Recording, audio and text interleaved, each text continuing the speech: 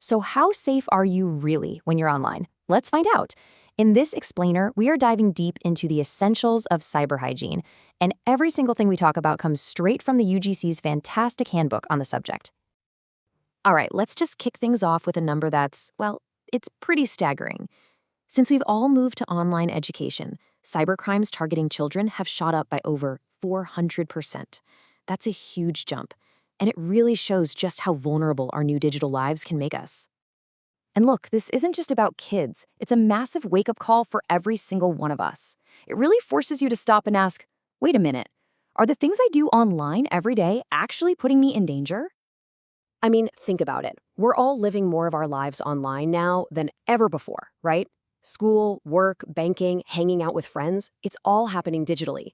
And while that's been amazing, it has also created this giant new playground for cybercriminals, where pretty much everyone is a potential target. You know, the biggest risk we face is just underestimating the threat. The handbook puts it so well. Thinking, oh, I'll never be hacked is a massive mistake. That kind of overconfidence, or just not being aware of the risks, that's exactly what attackers are hoping for. So what do these threats actually look like? It can feel kind of overwhelming with all the technical jargon out there. So to make it super clear, let's break down the most common attacks into 3 really simple categories. And here they are. This really simplifies the whole thing. At the end of the day, almost every cybercrime is trying to get at one of 3 things: your personal data, your money, or, and this is an important one, your personal reputation and dignity. First up, we've got phishing, and I bet you've seen this one before. It's that classic trick where a criminal pretends to be someone you trust, like your bank or a package delivery service, to trick you into just handing over your passwords or credit card info. Then, of course, there's malware. This is all that nasty software, viruses, trojans, you name it, that can infect your devices.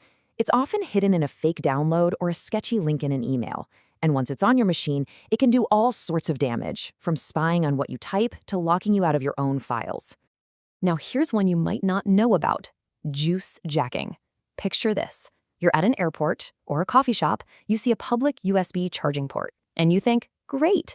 But what if that helpful little port is actually a trap set by a hacker to load malware onto your phone or steal your data the second you plug in? And this is not just some sci-fi scenario. A case study right from the handbook talks about this exact thing happening. Somebody plugged their phone into a public charger and boom, they lost a significant amount of money. Just like that. It's a real and growing threat. Okay, so after hearing about all these threats, it's really easy to feel a little hopeless. But here's the good news. The solution is actually pretty simple, and it's based on an idea we're all already familiar with. This is what we call your digital hygiene shield. The absolute key is to start thinking about your online safety as cyber hygiene. It's no different from personal hygiene, right? We wash our hands regularly to keep from getting sick. Well, good cyber hygiene is exactly the same. It's about building simple, proactive habits to protect our digital lives every single day. All right, let's get practical. The best part about cyber hygiene is that you don't need to be some kind of tech wizard to do it well. You just need to focus on a few really high-impact defensive moves. And here are the top 3. These 3 steps are your core defense. They work together like a powerful shield. It all starts with having strong, and this is key, unique passwords for everything. Then you add another layer of security with 2-factor authentication. And finally, you get good at spotting a scam before you fall for it. Now, when it comes to passwords, just following a few simple rules makes a world of difference. You want them to be long, at least 10 characters, and complex, mixing in letters, numbers, and symbols. But the most important rule of all, never ever reuse them.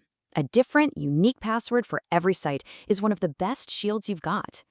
Next up, you should always enable 2-factor authentication, or 2FA, whenever you can. What this means is that even if a criminal somehow gets your password, they're still stuck. They can't get into your account because they don't have that crucial second piece of the puzzle, which is usually your phone. And that third move is all about learning to spot a scam. I mean, just look at the difference between these 2 emails.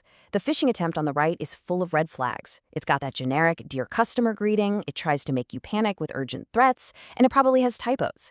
A real message just won't do that. You gotta train your eyes to see these things before you click. Of course, no defense is ever 100% perfect, and sometimes bad things happen.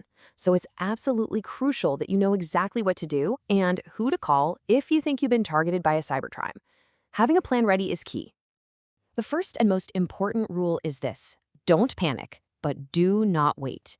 The handbook really stresses that moving fast can often stop a really bad situation from getting a whole lot worse.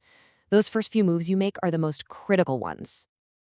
And for any kind of financial fraud, this is the one number you absolutely need to remember. Just burn it into your brain: 1930. That's the National Cyber Financial Fraud Helpline. If money is involved, this is your first call. So, here it is, your 4-step emergency plan, straight from the experts. First, you call that helpline, 1930. Second, you file an official report online, so there's a paper trail.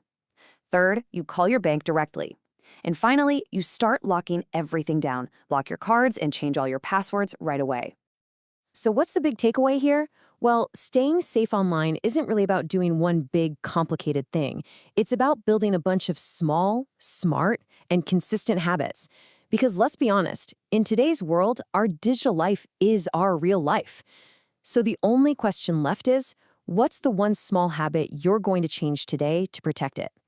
Thanks for joining this explainer.